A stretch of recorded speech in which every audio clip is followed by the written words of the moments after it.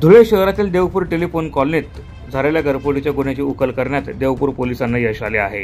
पोलिसांनी या प्रकरणी गुप्त माहितीच्या आधारे 2 सराईत आरोपींना अटक केली असून त्यांच्याकडून चोरीला गेलेला मुद्देमाल आणि गुन्ह्यात वापरलेली दुचाकी असा एकूण 85,000 रुपयांचा ऐवज जप्त केला आहे। याबाबत अधिक माहिती अशी की टेलिफोन कॉलनीतील प्लॉट क्रमांक 21 मध्ये राहणारे उल्हास रामराव देशमुख हे नोकरीनिमित्त 27 ते 30 जुलै दरम्यान बाहेरगावी गेले होते। हीच संधी साधून चोरट्यांनी त्यांच्या बंद घराचे कुलूप तोडून आत प्रवेश केला आणि घरातील 43 इंची सोनी कंपनीचा LED टीव्ही लंपास केला। गुन्हा दाखल होताच पोलीस निरीक्षक समाधान वाघ यांनी तात्काळ शोध पथकाला तपासाच्या सूचना दिल्या। शोध पथकाने गुप्त माहितीच्या आधारे संशयित आरोपी अनमोल आत्माराम पाटील आणि सलमान शब्बीर मंसूरी यांना ताब्यात घेतले, कसून चौकशी केली असता त्यांनी गुन्ह्याची कबुली दिली। पोलिसांनी त्यांच्याकडून 55,000 रुपये किमतीचा टीव्ही आणि गुन्ह्यासाठी वापरलेली 30,000 रुपये किमतीची दुचाकी हस्तगत केली आहे। नमस्कार, मी पोलीस निरीक्षक समाधान वाघ, देवपूर पोलीस स्टेशन।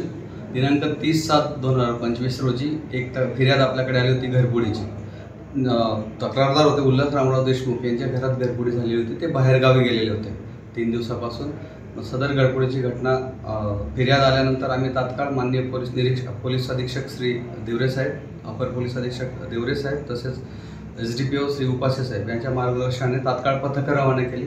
पथकं रवाना केल्यानंतर विटा भट्टी परिसरात राहणारे अनमोल आत्माराम पाटील तसेच आरोपी सलमान शब्बीर मंसूरी यांना तात्काळ ताब्यात घेतले, त्यांची चौकशी केली आणि सदर घरफोडीमध्ये जो मुद्देमाल गेलेला होता LED 55,000 रुपयाचा टीव्ही होता, प्लस एक मोटरसायकल वाहन ज्युपिटर कंपनीची, असं दोन्ही 85,000चा मुद्देमाल रिकव्हर झालेला आहे। सदरची कामगिरी जिल्हा पोलीस अधीक्षक श्रीकांत देवरे, अप्पर पोलीस अधीक्षक अजय देवरे यांच्या मार्गदर्शनाखाली देवपूर पोलीस स्टेशनचे पोलीस निरीक्षक समाधान वाघ यांच्या नेतृत्वात त्यांच्या पथकाने केली आहे।